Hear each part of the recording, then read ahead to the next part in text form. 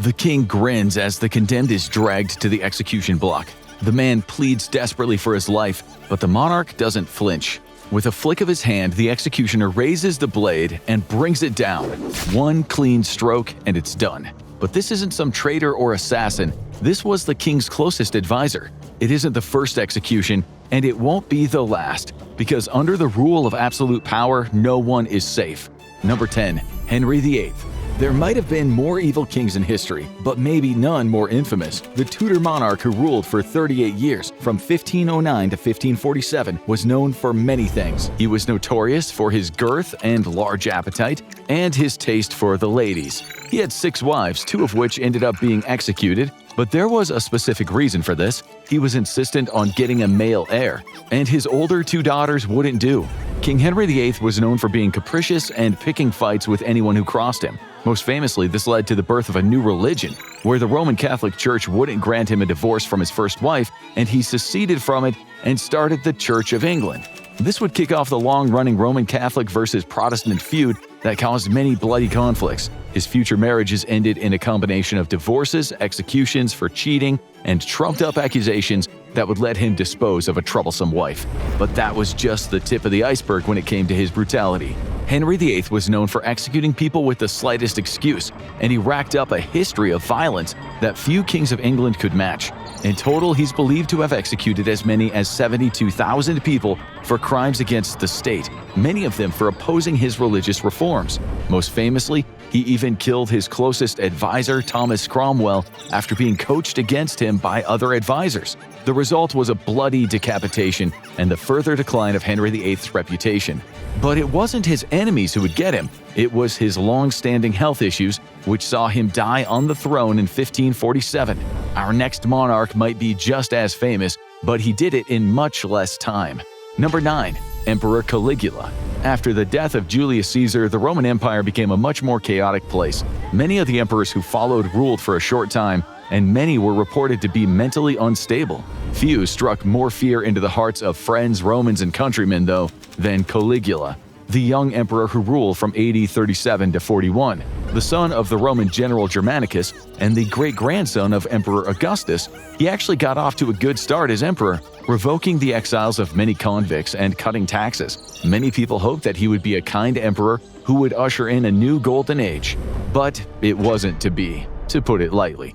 It was common for Roman emperors during this period to be less than mentally stable. Many were inbred, and sexually transmitted diseases were common and not well understood. Caligula became known for his lecherous and over-the-top lifestyle, holding elaborate parties that often descended into orgies. Many people found this distasteful, but they weren't going to tell him that because it was combined with an increase in political oppression. Caligula became known for his paranoid and cruel behavior, executing people that he thought were opponents of his reign, even if he had nothing but a vague suspicion to go off, and soon he would be the most infamous emperor in Rome's history. His cruelty soon escalated from paranoia to sick acts of mass murder. He once forced a political rival to execute himself in front of him, and he was a big fan of the twisted rituals in the Colosseum, where animals would kill unarmed humans. The entire Roman Empire was his twisted plaything, and no one was safe. He would make senators run in front of his chariot for miles at a time. His murderous behavior became worse and worse, and no one could get close to him, except his guards. Only 4 years into his reign, he was murdered by his own entourage, putting an end to his reign of terror as everyone hoped for a calmer time ahead. But some of the cruelest kings had a high approval rating, at least among the people who were left alive. Number 8. Ferdinand II of Aragon. In the late 1400s, Europe was still heavily divided and didn't have its current borders. So when King Ferdinand II of Aragon married Queen Isabella of Castile, it was a big event. The two would eventually unite their kingdoms into a unified Spain and would become the most powerful rulers in Europe. A tight duo known as the Catholic monarchs, they were known for expanding their territory, supporting Europe's colonialism in the New World, and for ruthlessly defending their rule against all possible opponents. And that left them with a high body count. Probably their most famous act across the world is their bankrolling of Christopher Columbus's mission to North America, which resulted in him establishing a colony and brutally oppressing the native population. While Columbus was eventually removed from his role, he kick-started an arms race of colonization that Spain would play a key role in. However, the deadliest legacy of Ferdinand would have its roots elsewhere, in Rome. As the Roman Catholic Church launched its Inquisition designed to root out heretics and enemies of the Church, King Ferdinand was all too willing to participate, and he took it to a whole new level. The Spanish Inquisition, spearheaded by Dominican friar Tomás de Torquemada, would become known as the most brutal chapter of the Roman Catholic Inquisition. It swept up large groups of people, particularly Jews, to test their fealty to the Church. Horrific tortures were common, with those who confessed to witchcraft, heresy, or disloyalty to the Church frequently being burned at the stake. In total, it's believed upwards of 2,000 executions happened during his reign as Grand Inquisitor. Not that it ever bothered Ferdinand. After the death of Isabella in 1504, he would remarry only 2 years later and would reign until 1516, when he died of natural causes. But one country seems to have created more mad monarchs than any other. Number 7. Tsar Nicholas II. Probably the most famous Russian ruler in history, more for his end than beginning, Nicholas II is seen as a feckless leader who failed in war and led to the collapse of his empire. But that's actually soft-pedaling just how bad he was. A relatively young ruler who took the throne when he was only 26 years old, he was relatively isolated from the Russian people with his young family, which included 5 children. His youngest son, Alexei, suffered from hemophilia, a dangerous, often fatal condition at the time. Desperate to save him, Nicholas turned to conniving medicine man Rasputin, who was not a dark sorcerer, regardless of what Hollywood would tell you. But Tsar Nicholas II's worst crimes would have nothing to do with his most famous associate. The persecution of Jews in large swaths of the Russian Empire was commonplace, and Nicholas II was considered one of the worst in regards to encouraging and authorizing pogroms against villages. While many Russian citizens approved of this, they were shocked when this same oppression was visited upon them. It was 1905, and protests against the Russian Tsar were building. Russia had recently lost a war with Japan, costing them plenty of lives and money, and the people protested outside of his palace. Nicholas II ordered a brutal assault on the peaceful protesters, with his guards opening fire and reportedly killing more than 100 unarmed protesters and injuring countless others. It was one of the worst atrocities by a king in the 20th century, and it would turn out to be his last. The royal family soon discovered that they couldn't contain the anger, and the Russian Revolution soon followed. The Tsar would ultimately be deposed, and a civil war would kick off between the militaristic White Army and the more radical communist forces. The communists would ultimately triumph, and while Nicholas and his family planned to flee to exile, they were intercepted and murdered. This would kick off decades of bloody violence in Russia, extending the terrible legacy of Nicholas II far beyond his family's life. But he was far from the bloodiest Tsar. Number 6. Peter the Great. With a name like that, how bad could he be? Well, let's just say that military success doesn't always match up with nice guy. Reigning from 1682 to 1725, Peter I was one of the most impressive czars in terms of accomplishments. He would modernize much of Russia, make the country a major European power, and launch several large-scale wars. But that doesn't come cheap. So Peter I would become known for his harsh tax hikes that would put a heavy burden on the people. This included the infamous and hilarious tax on beards. But a lot of residents didn't take kindly to this. In 1698, the soldiers marched on Russia to try to topple Peter and install his older sister as a monarch. The rebellion was crushed with the help of Scottish ally Patrick Gordon, and that's where Peter would start to get his name for brutality. He ordered a group of 2,000 rebels to be beheaded, and the corpses were laid out in a public square in Moscow.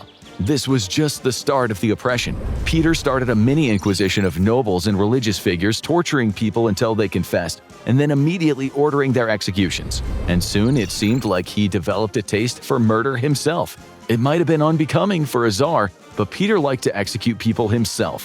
Famously, he tortured and killed his own son after an attempted coup. But his acts of terror achieved their goal. Everyone was scared to challenge him at a certain point. He would live until 1725, until a series of painful bladder ailments would claim his life. And for those who survived his reign, they would look at him not as a mass murderer, but as a ruthless king who did what needed to be done to turn Russia into a powerhouse. But one Russian czar was more feared than any other, and with his name, who's surprised? Number 5. Ivan the Terrible. The first Tsar of Russia, Ivan Vasilievich, began his reign in 1547 and hadn't earned his infamous nickname yet. Only 16 when he took control of the country, Russia was still a medieval state when he first sat in the throne, and far from a European power. He was determined to change that, no matter how many Russians he had to sacrifice. And as the boy king became a man, his terrible temper became much more dangerous, and all of Russia was in his line of sight. And soon heads would start flying. Ivan was known for his casual cruelty and selfishness. He would execute friends or even wives for the slightest offense. He was also deeply paranoid, creating a private military unit called the Oprichniki, a horseback brigade that was essentially Russia's first secret police. Using the Oprichniki, he quickly purged any nobles and church leaders who could be a threat to his reign. And the more powerful he got, the more ruthless he got. As Russia expanded its territory, Ivan the Terrible's forces became known for their brutality. The invasion of the city of Novgorod in 1570 was particularly infamous, as his forces are believed to have killed up to 60,000 people. And Ivan wasn't an idle leader. He would lead his troops into battle and take the lead on creative tortures. Most famously, he once sewed an archbishop into a bearskin and let him be hunted by a pack of hounds. But his most shocking crime was a personal one. In a fit of rage, he attacked his own son with an iron staff, killing the heir to the throne. But no one would dare to challenge him, leaving him in control until 1854, when he died of a stroke. This left his younger son Fyodor, a childless and weak heir, to take the throne, and many of Ivan the Terrible's gains were lost in the years to come. But sometimes a bad ruler doesn't just build an empire, it brings it down. Number 4. Qin Shi Huang and Qin Ershi. The Qin dynasty was one of the shorter-lived dynasties in Chinese history, only lasting 15 years, from 221 BCE to 206 BCE. It was succeeded by the powerful Han dynasty, and its fall is largely due to the ruling tactics of its two emperors. The Qin dynasty was characterized by harsh rules with only one penalty: death. The first emperor, Qin Shi Huang, demanded near perfection out of those who served him. Those who failed at their job would be commonly executed, which he saw as a way to intimidate those still on the job. The entire dynasty lived under a climate of fear, but he was wildly successful at expanding his empire's territory. He survived 3 assassination attempts and famously ordered a large number of people executed when someone carved a seditious message on a meteor that had fallen. But not long after, he would fall ill and die in 210 BCE at the age of 49, and his successor took all of his bad qualities and added madness to them. Qin Ershi, who took office after the death of his father, was known for being far more capricious and sadistic than his father. He had been placed on the throne instead of his older brother, thanks to the scheming of Zhao Gao, a powerful Chinese politician who manipulated the young ruler into eliminating many threats to his reign. Qin Ershi was just as strict as his father, but also demanded elaborate shows of obedience. In one famous story, he showed a deer to a group of noblemen, demanding they call it a horse. Anyone who disobeyed was executed. He would soon become one of China's most infamous rulers, despite ruling for only 3 years. And the ruthlessness of the Qin emperors would be their downfall. Many factors, including the unsettled leadership, led to the end of the dynasty. But the incident that started the ball rolling was when a sheriff was transporting a group of prisoners to their execution. Several escaped, and the sheriff knew the penalty for losing prisoners was death. The penalty for treason was also death. So he figured he might as well, and he began raising an army that started taking territory from the poorly organized Qin leadership. It didn't help that Qin Ershi was soon dead, killed as part of Zhao Gao's palace scheming. Soon, the next emperor was reduced to a king, ruling for only 46 days, and the Qin dynasty passed into history. This next king isn't a household name, but his ruthlessness is still spoken of. Number 3. Timur. It was the 1320s, and the Mongol-Turkic future king named Timur had just been born. From an early age, he was a terror, gaining a reputation as a petty criminal and a thief. But as he grew older, he turned that into a profession, becoming a murderous mercenary, carrying out missions for tribal leaders. He sustained serious injuries in a sheep-stealing raid, being hit by arrows in his right leg and hand. He never regained the full use of those limbs, but in classic inspirational fashion, he didn't let that stop him from reaching his potential. It just so happened that his destiny was to become one of the world's most brutal kings. Known as Tamerlane, he would build an army and eventually grow it into a massive imperial force. He would soon be the most powerful leader in the Muslim world, taking on powerful enemies like the Khans and even the fast-rising Ottoman Empire. He would eventually found a one-man empire, the Timurid Empire, which spanned from Turkey to India, and he did it all through the power of brutality and intimidation. His hordes are considered to be some of the most violent in history, reportedly killing up to 17 million people over his reign. but like many conquerors, he would eventually push too far. Timur wasn't just known for being a brutal conqueror, he was known for his showmanship. One of his trademark moves was to leave behind pyramids made of skulls of his enemies when he left the territory. This lent him an aura of invulnerability and intimidation, which may have contributed to his downfall. He would eventually lead a conquest into China, taking on the powerful Ming dynasty. This was a tougher enemy than he had ever faced before, and he would eventually die during a winter campaign in 1405. And he lacked the one thing a powerful emperor needs: a proper successor. As he had outlived both his son and grandson, his empire soon splintered as a bitter civil war ensued among his would-be successors. One of the worst things a ruler can do is unwind a past peace. Number 2. Rudolf II. The year was 1576, and Rudolf II had just ascended the throne as the Holy Roman Emperor. But didn't the Roman Empire fall over a millennia prior? Yes, but a rump state still existed, recognized by the Roman Catholic Church as the proper heir to the Roman Empire. When Rudolf II was appointed to the role, he vowed to bring back the prestige to the role and restore the church to its proper position of power. That meant pushing back Protestantism from public life in Germany, and he didn't care if he had to tear up a fragile peace to accomplish it. He wanted war, and he would get it. 20 years prior, the German state had signed a religious settlement to allow both Catholics and Protestants free worship. But Rudolf was determined to restore Catholicism as the only faith. He became increasingly reclusive and locked himself in his castle, leading the Habsburg nobles to scheme to depose him and to replace him with his brother. Knowing his time was limited, Rudolf decided to do the only thing that could ensure that he would maintain his power: start a war. And it would just be the start of the chaos he caused. He would relaunch a war against Turkey, costing many lives, and when he was forced to sign a settlement granting freedom of worship in Bohemia, he would soon afterwards start a brutal campaign of persecution against Protestants again. He gained a reputation as a mad king, and the Bohemians appealed to his brother Matthias. After a palace coup, Rudolf II would be deposed and would die less than a year later. But the damage was done. The Protestant Bohemians were enraged, and 6 years later they would attack the palace, kicking off the 30 Years' War that devastated Germany.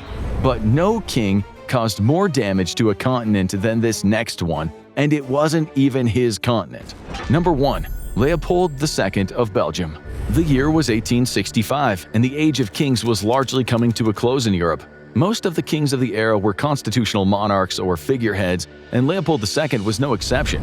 His rule in Belgium was generally well regarded, with him being known as the King Builder thanks to the heavy effort he put into boosting Belgian infrastructure. Most people in Belgium likely had a positive impression of him at first, because as time went on, more and more of his atrocities would come to light, and it would turn out that he was one of the greatest monsters in history. It all came back to the Congo Free State, a unique private project administered by Leopold II as a colonial mission. Explorer Henry Morton Stanley was hired to lay claim to the territory of the Congo, and Leopold II committed to improving the lives of the people there. But it was all a lie. He soon tightened his control over the territory, turning the entire territory into a corporate rubber plantation that was brutally enforced. Failure to meet rubber collection quotas in the Congo could result in having hands chopped off or even execution. His soldiers would frequently take the wives and children of rubber workers hostage to enforce their compliance, and the whole scale of his atrocities wouldn't be revealed until decades later. Today, King Leopold II is considered one of the worst genocidal criminals in history, with the atrocities of the Congo Free State claiming more than 1 million lives. But historians believe it could be as many as 15 million. Under Leopold II, the entire region became a killing field, filled with disease and mass murder courtesy of his private enforcers. And the most disturbing thing about it was he largely got away with it. While he did have to hand over the Congo Free State in 1908 due to public opposition, it only became a formal Belgian colony, and Leopold made sure to destroy the records before handing it over. He would die only a year later, and while there were some protests at his funeral, he went to his grave as an honored king of Belgium, and the country is still reckoning with his murderous legacy. Want to know what the fairer sex is up to? Check out Most Evil Queen, killed 75% of her subjects, or watch this video instead.